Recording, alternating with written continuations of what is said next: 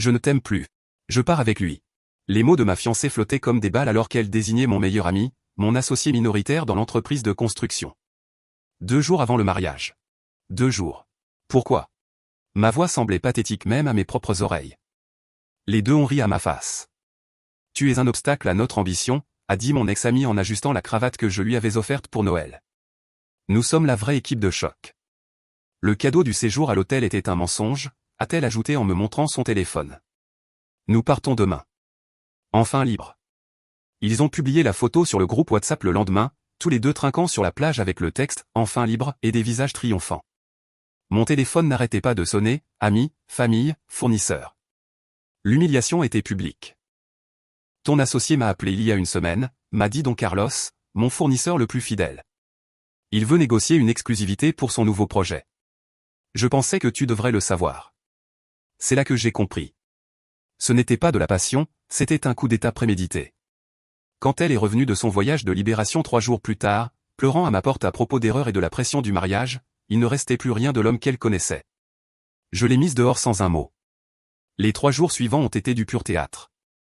J'ai laissé ma sœur m'apporter à manger, j'ai laissé ma mère m'appeler en pleurant, j'ai laissé les voisins me voir en pyjama en ramassant le courrier.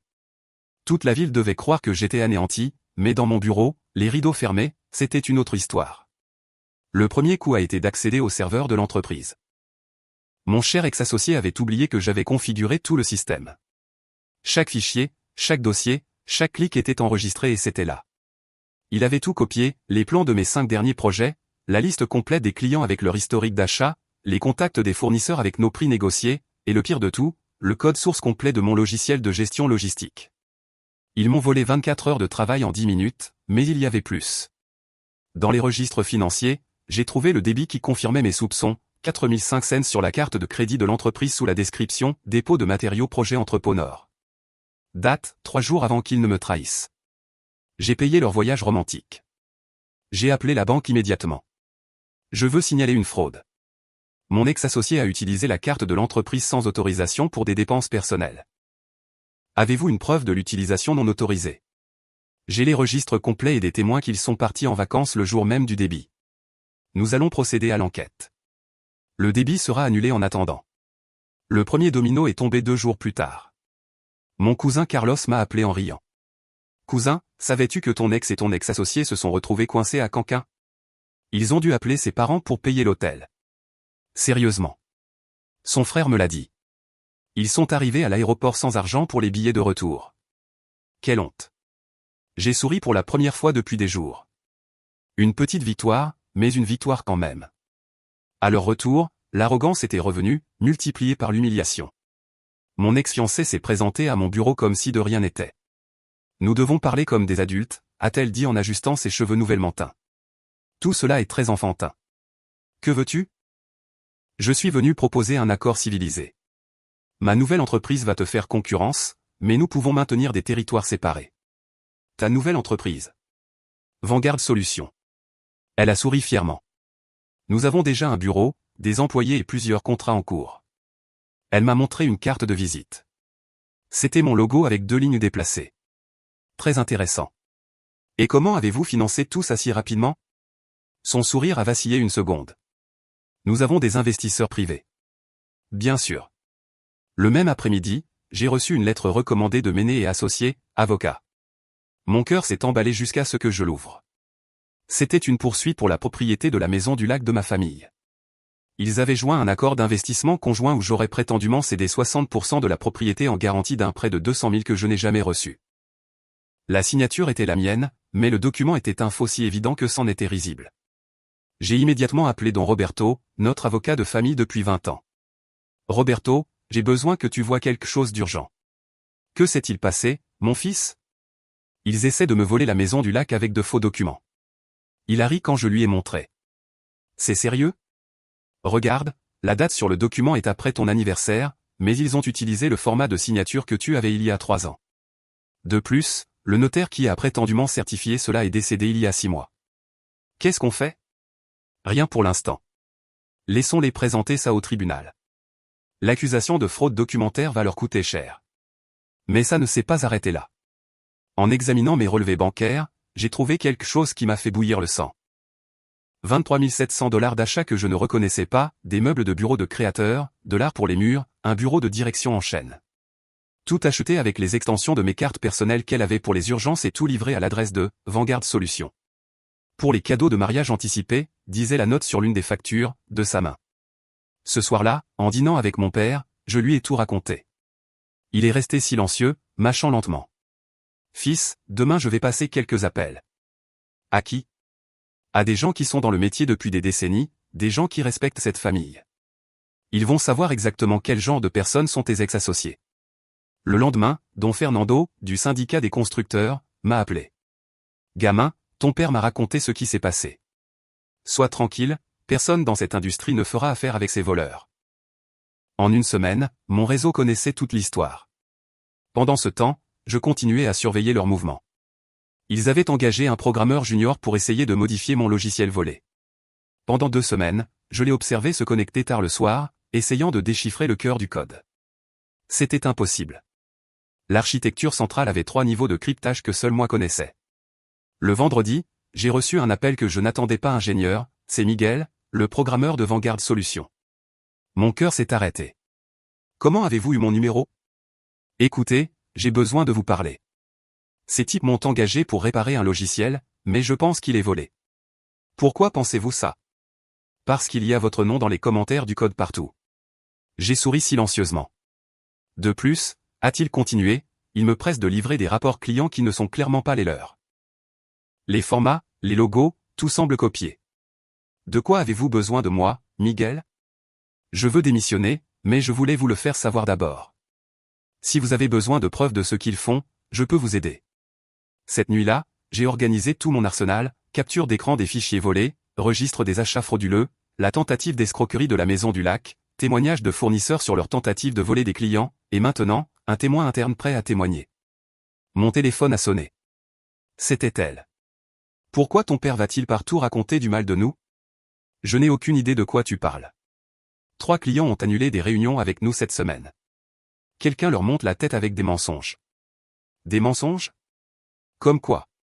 Silence. Après, ça ne va pas en rester là. Nous allons nous battre pour ce qui nous appartient. Parfait, ai-je dit avec un calme qui m'a surpris. J'attendrai votre prochain coup. J'ai raccroché et j'ai revu mon plan une dernière fois. Tout était prêt. Je n'avais plus qu'à attendre qu'ils fassent leur dernière erreur. J'ai tiré le premier coup depuis le bureau de mon avocat. Don Roberto avait préparé une lettre de mise en demeure qui était une œuvre d'art juridique, utilisation non autorisée de la propriété intellectuelle, violation des accords de confidentialité et concurrence déloyale. Nous l'avons envoyé en recommandé. Sa réponse est arrivée 2 jours plus tard via WhatsApp. C'était mon ex-fiancé. Ton vieil avocat fossile ne nous fait pas peur. C'est le caprice d'un ex méprisé. Notre entreprise est complètement légale. Capture d'écran directement dans le dossier des preuves. Le deuxième coup a été porté à la banque. L'enquête sur la fraude des meubles s'était intensifiée. L'agent m'a appelé avec des nouvelles. Monsieur, nous avons confirmé que les débits ont été effectués sans autorisation. Nous avons transféré la totalité de la dette à la jeune femme qui a admis avoir fait les achats. 23 700 $ de dette qui était maintenant entièrement à elle. Mais le coup qui a fait le plus mal était personnel. J'ai appelé Don Armando, le propriétaire de la plus grande chaîne de quincaillerie de la région, un de mes clients depuis 5 ans. Armando, je dois te dire quelque chose d'important à propos de certains types qui t'ont contacté. Tu veux dire Vanguard Solutions? Oui, ils m'ont offert des designs très similaires aux tiens, mais à moitié prix. Armando, ce sont mes designs. Je vais t'envoyer les preuves. Je lui ai envoyé les captures d'écran comparatives, la même disposition, les mêmes optimisations d'espace, même les mêmes spécifications techniques que j'avais développées spécifiquement pour son type d'inventaire. Fils de pute, a-t-il marmonné au téléphone. Sérieusement, ils essaient de me vendre mon propre design. Et le logiciel qu'ils t'ont promis est volé. Sans les clés de cryptage, il va tomber en panne constamment. J'annule la réunion de demain immédiatement. Don Carlos du distributeur de ciment a eu une réaction similaire. Don Miguel des structures métalliques a été encore plus direct, ces salauds vont découvrir ce qui se passe quand on abuse de ma confiance. Mais il y avait un client qui m'inquiétait. Pedro Moral avait un projet pour 4 nouveaux entrepôts. C'était le plus gros contrat de l'année pour n'importe quelle entreprise de construction de la région. Quand je l'ai appelé, il a dit « Écoute, je sais que tu es plus fiable, mais il me facture 40% de moins. » Dans ce métier, les chiffres parlent. Pedro, ils vont escroquer. Le logiciel ne fonctionne pas sans mes clés et ils n'ont aucune expérience réelle sur des projets de cette envergure. Je suis désolé, mais j'ai déjà signé avec eux. J'ai laissé tomber. Parfois, il faut laisser les gens apprendre à la dure. La 3e semaine après leur retour de Canquin, mon téléphone a sonné à 10 heures du soir. Tu es un fils de pute rancunier. C'était mon ex-associé, clairement ivre. Tu sabotes notre entreprise comme un enfant capricieux. Sabotage? Je n'ai fait que dire la vérité à mes clients. Nos clients. J'ai travaillé sur ces contrats avec toi. En tant qu'associé minoritaire ou en tant que type qui baisait ma fiancée pendant que je travaillais jusqu'à 3 heures du matin. Il est resté silencieux une seconde. Alors je vais te poursuivre pour diffamation. Je vais te pourrir la vie de toutes les manières possibles. Parfait, j'enregistre déjà cet appel. Continue de parler. Il a raccroché immédiatement. Cet enregistrement est allé directement sur le blog des constructeurs de la vallée. C'est un site que toute l'industrie locale lit. Le message est apparu anonymement, un audio révèle des menaces du partenaire d'une nouvelle entreprise de construction. En 2 jours, il avait 200 lectures et 12 commentaires de personnes qui connaissaient mon ex-associé. Aucun n'était favorable. Mais le coup le plus dur est venu de la banque. L'enquête sur la fraude s'était officiellement conclue en ma faveur. Mon ex-fiancé devait maintenant la totalité des 23 700, plus les intérêts et les pénalités, environ 28 000 au total. Sa première réaction a été d'appeler ma mère. Madame Carmen, c'est moi. Votre belle-fille. Enfin, ex-belle-fille. Sa voix semblait brisée. J'ai besoin que vous parliez à votre fils. Tout cela est devenu hors de contrôle. Ma mère m'a tout raconté. Elle dit qu'elle est endettée, que l'entreprise ne va pas bien, que tu la poursuis par dépit. Et qu'est-ce que tu lui as dit? Je lui ai dit que mon fils ne poursuit personne, que si elle paie les conséquences de ses actes, c'est son problème. Je t'aime, maman. Oh, et elle m'a aussi dit que tu inventes des mensonges sur le logiciel, qu'ils ont développé leur propre système. J'ai ri. Maman, leur propre système utilise mon code volé. C'est comme si quelqu'un volait ta recette de tamal et disait ensuite qu'il l'a inventé. À la 5e semaine, les rapports que je recevais de mes contacts dans l'industrie étaient désastreux pour eux. Mon ami qui travaille chez le distributeur de matériaux m'a dit, ils achètent du ciment de 3e catégorie, les fers à béton les moins chers. Soit ils arnaquent les clients, soit ils n'ont pas d'argent. Probablement les deux. Et le nouveau gars qu'ils ont embauché a démissionné hier. Il dit qu'il lui devait 2 semaines de salaire. C'était Miguel, le programmeur qui m'avait contacté. Il m'a appelé le même après-midi. Ingénieur, je n'en pouvais plus. Ils me doivent 3 000 et chaque jour ils me demandaient de faire des choses de plus en plus illégales. Comme quoi? Falsifier les rapports d'avancement pour les clients. Dire que le logiciel était complet à 90% alors qu'il ne pouvait même pas démarrer sans planter. Avez-vous des preuves? J'ai tout. Des emails, des captures d'écran, même des enregistrements de quand il me criait dessus pour que je répare cette fichue application tout de suite. Gardez tout ça, ça va être important. La 6e semaine est arrivée avec ma poursuite civile, vol de propriété intellectuelle, violation des accords de confidentialité, concurrence déloyale et violation spécifique de la clause de non-concurrence que mon ex-associé avait signée il y a 2 ans. Dont Roberto avait fait une enquête approfondie. La clause stipulait clairement, en cas de séparation du partenariat, l'associé minoritaire s'engage à ne pas concurrencer dans le même secteur géographique pour une période de 3 ans. Nous avons un cas solide, m'a-t-il dit. Et avec les preuves que vous avez recueillies, il est pratiquement impossible qu'il gagne. La réaction a été immédiate. Mon ex-fiancé s'est présenté chez moi à 7 heures du matin sans maquillage, avec des cernes jusqu'au sol. Léo, s'il te plaît, nous pouvons régler ça comme des gens civilisés. Maintenant tu veux être civilisé. La poursuite est de 300 000. Nous n'avons pas cet argent. Tu aurais dû y penser avant de voler mon travail. C'était notre travail. J'ai vécu avec toi pendant cette période. Tu as vécu avec moi. J'ai travaillé.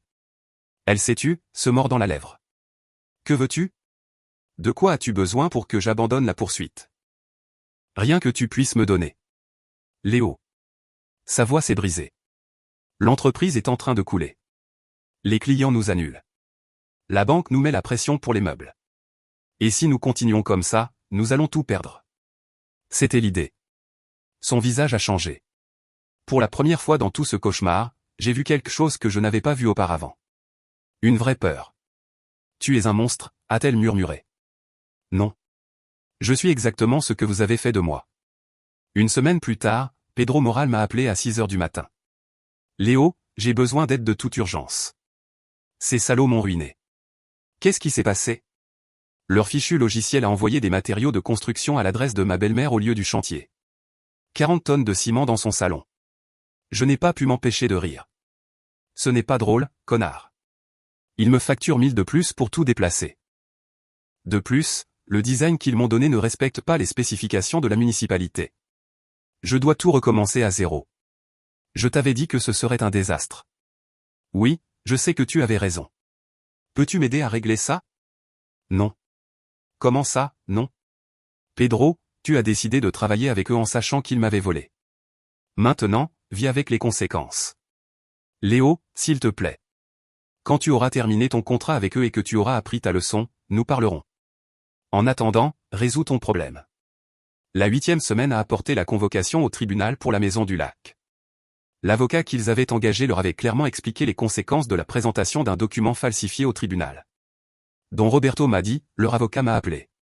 Il veut négocier un retrait de l'accusation de fraude documentaire. Il est terrifié que ses clients finissent en prison. Qu'est-ce que tu lui as dit?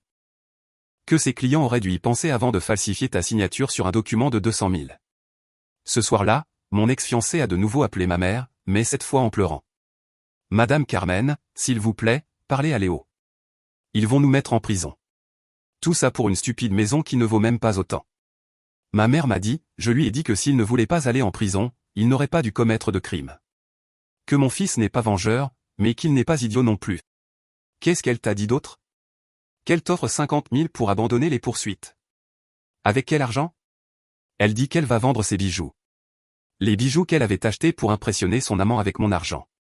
La 9e semaine, c'est là que j'ai reçu l'appel qui allait tout changer. Léo, c'était Don Esteban, mon voisin de la Maison du Lac. Tu dois venir ici de toute urgence. Quelqu'un a essayé de mettre le feu à la cabane de ton père. Mon sang s'est glacé. Quand? Il y a environ 1 heure. Ma femme a vu les flammes et a appelé les pompiers. Peu de choses ont brûlé, mais il est clair que c'était intentionnel. As-tu vu quelqu'un? C'est pour ça que je t'appelle. Les caméras de sécurité que j'ai installées l'année dernière ont tout enregistré.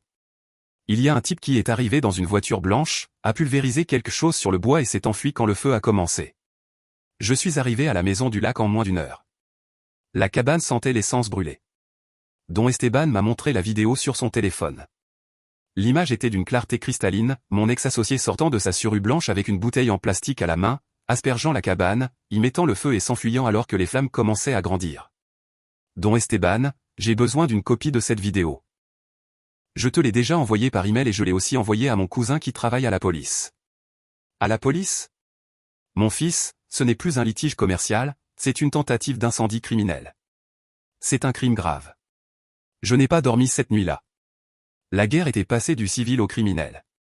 Il ne s'agissait plus d'argent, de fierté ou de justice poétique. Il s'agissait maintenant de survie. Le lundi matin, j'étais au poste de police avec la vidéo de Don Esteban et mon témoignage complet. L'officier enquêteur a regardé l'enregistrement 3 fois. C'est une tentative d'incendie criminel, a-t-il dit sans lever les yeux. Crime grave. Nous allons émettre un mandat d'arrêt immédiatement. Combien de temps peut prendre la procédure? Avec des preuves aussi claires, très peu. Nous allons le chercher aujourd'hui. 3 heures plus tard, mon cousin Carlos m'a appelé, riant comme un fou. Cousin, tu dois voir ça. Ils viennent d'arrêter ton ex-associé à son bureau. Sérieusement. 3 voitures de patrouille sont arrivées. Ils l'ont emmené menotter devant tout le monde. Ton ex était là, pleurant toutes les larmes de son corps. L'image m'a rempli d'une satisfaction que je n'attendais pas. Et que s'est-il passé ensuite? La nouvelle s'est répandue immédiatement. À 17 heures, toute la ville était au courant, tentative d'incendie criminel pour dépit commercial. Le soir même, mon ex-fiancé m'a appelé, hystérique. Léo, tu dois abandonner les charges. Tout cela est devenu hors de contrôle. Ce n'est pas moi qui ai mis le feu à la cabane. C'était un moment de désespoir. Il est désolé. Désolé de quoi? De l'avoir fait ou de s'être fait prendre? Elle s'est tue. De plus, ai-je continué, les charges ne sont plus les miennes, elles appartiennent à l'État. Je n'ai fait que présenter les preuves. Léo, s'il te plaît. S'il te plaît quoi? La même pitié que tu m'as montrée quand tu m'as trahi dans ma propre maison. J'ai raccroché. Le lendemain, j'ai reçu un appel que je n'attendais pas. C'était l'avocat qu'ils avaient engagé pour les défendre contre ma poursuite civile. Monsieur, je vous appelle pour vous informer que mes clients ne peuvent plus se permettre mes services. Ils se déclarent en faillite. Faillite? L'arrestation a été la goutte d'eau qui a fait déborder le vase. Les quelques clients qu'ils avaient ont immédiatement annulé. Ils ne peuvent même plus payer le loyer du bureau. Et la poursuite civile. Sans défense légale, vous gagnerez probablement par défaut. La loi est très claire sur le vol de propriété intellectuelle, surtout avec les preuves que vous avez présentées. Le procès a été une formalité. Sans représentation légale et avec mon ex-associé en prison en attente de sa sentence, le juge a statué entièrement en ma faveur. 300 000 en dommages et intérêts plus une ordonnance judiciaire permanente lui interdisant de travailler dans le secteur de la construction à l'échelle nationale. Monsieur, m'a dit le juge après avoir rendu sa sentence, je vois rarement un cas de vol intellectuel aussi clair. Votre ex-associé ne pourra plus travailler dans la construction, même pas comme maçon. Une semaine plus tard, j'ai reçu un appel du liquidateur de faillite. Monsieur, en tant que créancier principal, vous avez des droits préférentiels sur les actifs. Voulez-vous superviser la reprise de possession? Quels actifs ont-ils? Principalement des meubles de bureau, des chaises de direction, de l'art pour les murs. Tous de créateurs. Apparemment, les meubles qu'elle a achetés avec mes cartes. Oui, je veux être présent. Je suis arrivé à l'endroit qu'ils avaient loué 20 minutes avant l'entreprise de reprise de possession. Mon ex-fiancée était là, emballant ses effets personnels dans une boîte en carton. Elle m'a vu et est devenue pâle. Léo, qu'est-ce que tu fais ici? Je suis venu superviser la reprise de possession. En tant que créancier principal, j'ai ce droit. Créancier principal? Je suis celui à qui ils doivent le plus. La poursuite civile, les meubles payés avec mes cartes, les commissions perdues à cause du vol de clients. Le camion de reprise de possession est arrivé. 6 types ont commencé à tout charger. Les bureaux en chêne qui coûtaient 5 000 chacun, les chaises ergonomiques à 1 200, le canapé en cuir où ils ont probablement planifié ma trahison. Vous ne pouvez pas tout prendre, a-t-elle dit désespérément. J'ai besoin de travailler. Je n'ai même pas d'argent pour un bureau d'occasion. Tu aurais dû y penser avant. Léo, nous étions un couple. 2 ans ensemble. Ça doit bien valoir quelque chose. Tu as raison. Ça vaut exactement ce que tu m'as montré quand tu m'as trahi, rien. Un des déménageurs s'est approché. Monsieur, on prend aussi la machine à café? C'était une machine à expresso italienne qui coûtait plus que le salaire mensuel d'un travailleur moyen. Oui, ça aussi. Mon ex-fiancé s'est effondré. C'était ma seule machine à café. Je n'ai pas d'argent pour en acheter même une normale. Eh bien, tu devras boire du café instantané comme les gens normaux. Tu es un monstre. Non.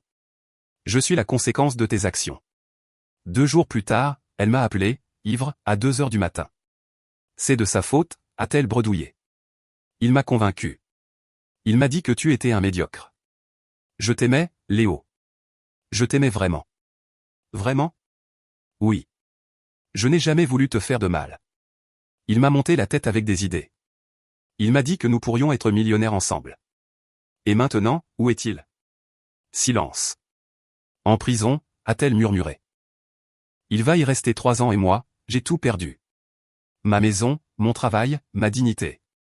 Ton travail? Ils m'ont viré. Ils ont dit qu'ils ne pouvaient pas avoir d'employés avec des problèmes judiciaires. Où travailles-tu maintenant? Dans un stand de tacos, a-t-elle pleuré. 12 heures par jour pour le salaire minimum et la moitié sert à rembourser la dette des meubles. Tu recevras exactement la même pitié que tu m'as montrée, lui ai-je dit et j'ai raccroché. Le lendemain, Pedro Moral m'a de nouveau appelé. Léo, s'il te plaît. Leur logiciel nous a complètement laissés en plan. Les matériaux continuent d'arriver au mauvais endroit. Nous avons déjà perdu 50 000 en retard. Pedro, je t'avais dit que ce serait un désastre. Je sais. J'admets que tu avais raison. Peux-tu m'aider? À quel prix? Ce que tu diras. Triple tarif, paiement d'avance et un contrat d'exclusivité de 5 ans. Il s'est tu. À prendre ou à laisser, Pedro. En ce moment, je suis le seul qui puisse sauver ton projet. J'accepte. J'ai conclu le plus gros contrat de ma vie, 800 000 pour 4 entrepôts plus 50 000 pour la maintenance annuelle du logiciel. Une semaine plus tard, j'ai reçu un appel de l'avocat de mon ex-fiancé. Monsieur, ma cliente est prête à accepter un accord pour témoigner contre son ex-associé dans l'affaire de fraude documentaire en échange de l'immunité. De quoi avez-vous besoin de ma part? Que vous ne vous opposiez pas à l'accord. Je ne m'y oppose pas. Qu'elle paie pour ses crimes. Le procès pour fraude documentaire a été rapide. Avec son témoignage contre lui, l'épreuve était accablante. Mon ex-associé a reçu 2 années de prison supplémentaires. La justice poétique finale est arrivée un mois plus tard. Il y a eu une vente aux enchères des derniers actifs de leur entreprise en faillite.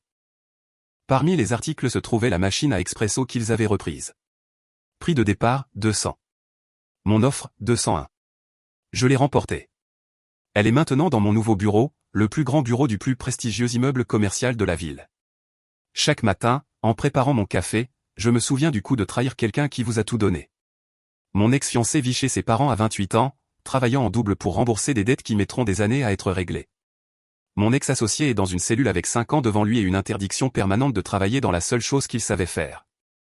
Et moi, je suis ici, avec mon entreprise plus forte que jamais, avec des contrats qui assurent mon avenir pour des années, et avec la satisfaction de savoir que la justice, même tardive, vient toujours pour ceux qui la méritent. 1 an et demi s'est écoulé depuis la trahison. Mon entreprise a augmenté de 60%. Ce qui a commencé comme une vengeance personnelle s'est transformé en la plus grande opportunité commerciale de ma vie. J'ai concédé sous licence mon logiciel de gestion logistique à des entreprises de construction dans 3 États voisins. Il génère plus d'argent par mois que toute mon ancienne entreprise en 1 an. La justice a continué à se manifester de manière que je n'attendais pas.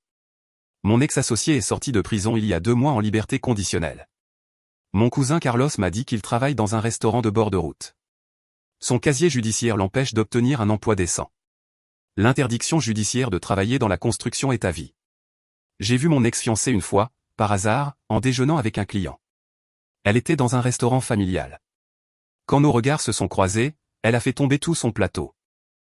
Des assiettes cassées partout, de la nourriture par terre, une serveuse lui criant dessus pour le désordre. Je me suis levé, j'ai payé ma note et je suis parti sans dire un mot. Le week-end dernier, ma famille et moi avons reconstruit la cabane de la maison du lac. Mon père a insisté pour utiliser un bois plus résistant au feu afin qu'elle dure pour le reste de nos vies. L'endroit ne me fait plus de mal. Il ne représente plus la trahison, il représente le fait que nous avons survécu et sommes devenus plus forts.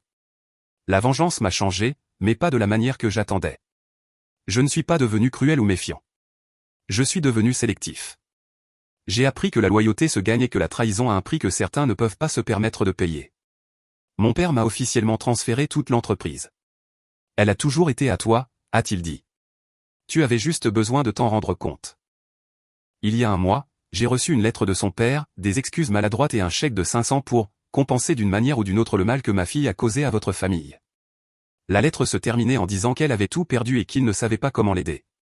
J'ai déchiré le chèque. Sa rédemption n'est pas mon problème. La semaine dernière, un ami commun m'a dit qu'ils sont tous les 2 de parfaits parias sociaux. Personne ne veut travailler avec lui à cause de son casier judiciaire, et personne ne la prend au sérieux après ce qui s'est passé. Ils sont radioactifs. Hier, en organisant de vieux dossiers, j'ai trouvé la dernière photo qui restait de nous 3 ensemble. C'était lors d'un dîner du Nouvel An, il y a presque 3 ans. Nous sourions comme si nous étions une famille. Je l'ai supprimé définitivement. Maintenant, je suis dans mon nouveau bureau. Calme. Je ne regrette rien.